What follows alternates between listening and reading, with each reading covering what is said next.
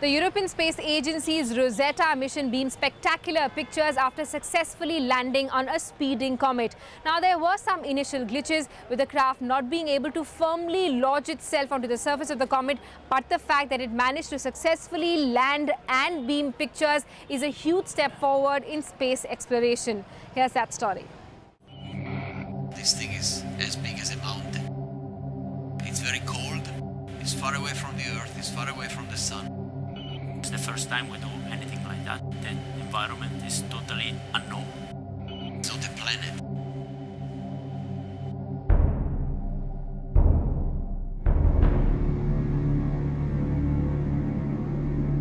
When I first heard the idea of Rosetta, I thought it would be extremely difficult. Nevertheless, it never looked impossible to me.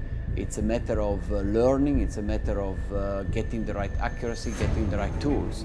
And at that time, we had none of those, but we had time to prepare them.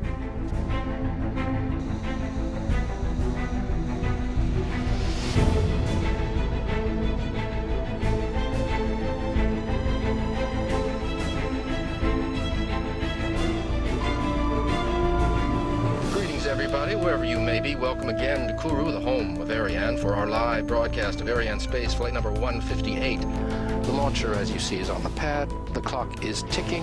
The panels are green. What could be better? Sit back and enjoy it. 3, 2, 1, décollage.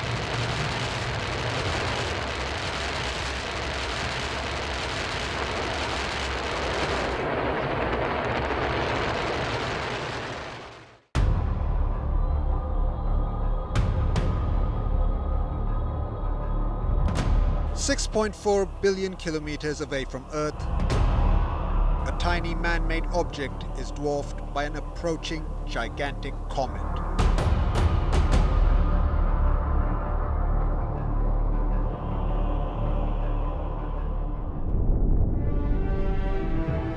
Back on Earth, hundreds of eyeballs are glued to computer screens that are relaying pictures and data to the mission control room in Darmstadt, Germany.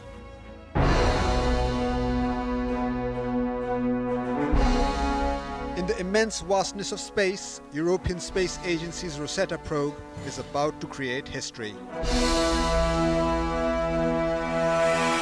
And naturally, the tensions are high as the landing window approaches.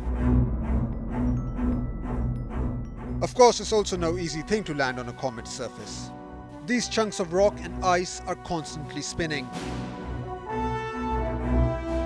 And this particular comet, also known as Comet 67P, orbits the Sun at a speed of about 136,794 kilometers per hour. And in a universe of unimaginable proportion, Rosetta's target is just 2.5 miles in diameter.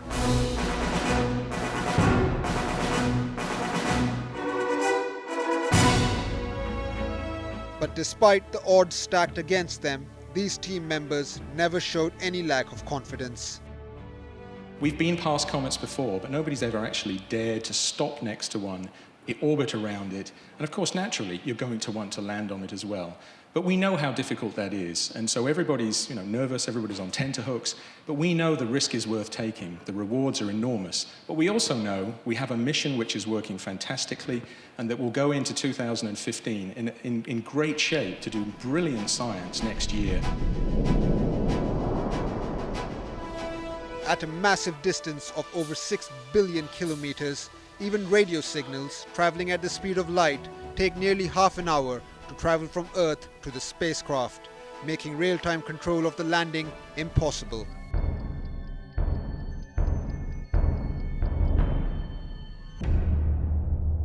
So as the minutes ticked by, the Rosetta team knew that their washing machine-sized spacecraft already either landed or failed.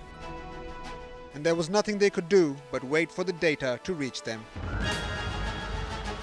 But then on the 12th of November, a few minutes after 9:30 p.m. Indian Standard Time, the stern, cautious expressions of the mission control team melted into smiles.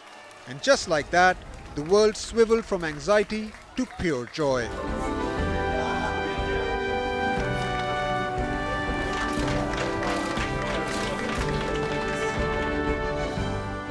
After 10 years of hard work and one nerve-wracking night, the Rosetta mission made history by landing on the surface of a comet.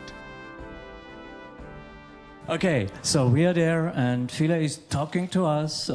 First things he told us was that the harpoons have been fired, rewound, and the landing gear has been moved inside. So we are sitting on the surface. Philae is talking to us, more data to come and to be analyzed right now. For ESA scientists, the primary objective of the Rosetta mission was always clear. Of course, we fly Rosetta to learn everything about comets. There are many questions that the science has about comets. For example, what are they made of? What kind of water is on the comets? Is it the same type of water that we find on Earth? Has water on Earth come from comets? Has life on Earth come from comets? We hope to give answers to these questions. We hope to find also new questions to answer to. With the instruments we are putting there, they are really very sophisticated. We will get really in detail the molecular composition. We know which elements are there. We will measure the isotopic ratios. And that gives us a lot of information about the evolution history of that comet. ESA became the first space agency to have reached a comet, and that too on its first attempt. Rosetta is an absolutely great scientific success, pushing the frontiers of knowledge and demonstrating what ESA, with all its partners, delivers. First mission to get in orbit around the comet. First vehicle to accompany a comet towards the inner solar system, and now we know it, and first successful landing of a man-made object on a comet. Wow. Naturally, the good wishes poured in for the European Space Agency on its remarkable achievement. And it's safe to say that the world was impressed.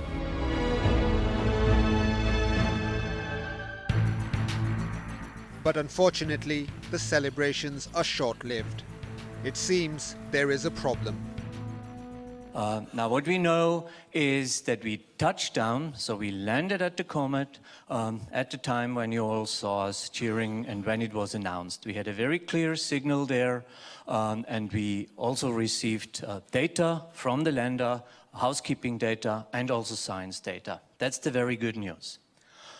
Not so good news is that the anchoring harpoons apparently did not fire. So the lander is not anchored to the surface. It might have been a historic landing on a comet, but unfortunately not a smooth one.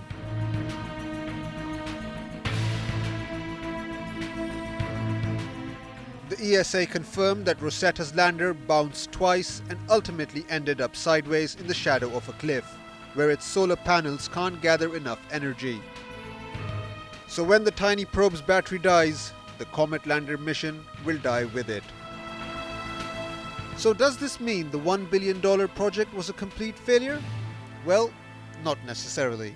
Some of these data, also Roma, indicated that the lander may have lifted off again. We touched down and were rebouncing very slowly because the landing gear worked perfectly well and it was designed in order to damp the majority of the impact energy. We still got radio link, we still get science data from there. So maybe today we didn't just land once, we even landed twice.